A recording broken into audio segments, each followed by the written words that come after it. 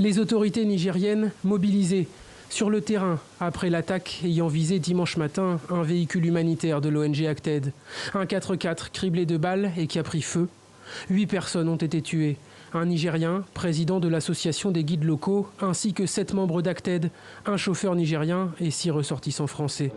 À Paris, justement, l'ONG déplore que les humanitaires soient livrés à leur sort. Nous lançons un appel aujourd'hui à la communauté internationale, au Conseil de sécurité des Nations Unies et, je l'espère, au gouvernement et pourquoi pas la France, pour porter dans tous les forums internationaux la question de la sécurité et de l'inviolabilité des humanitaires.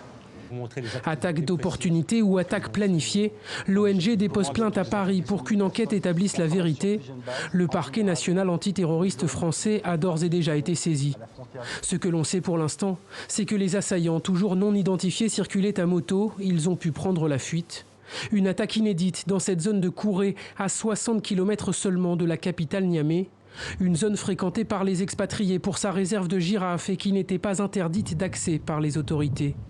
L'attaque laisse en tout cas peu de place au doute sur ses motivations terroristes, non loin de la région des 3 frontières entre Mali, Burkina Faso et Niger. Des frontières poreuses autour desquelles les forces militaires du G5 Sahel, épaulées par les Français de Barkhane, ont intensifié leurs opérations ces derniers mois. Sur place, les djihadistes du groupe de soutien à l'islam et aux musulmans sont toujours actifs, mais le groupe a démenti son implication dimanche soir. Sans certitude, les regards se tournent alors vers le groupe État islamique au Grand Sahara, la cible principale des opérations militaires.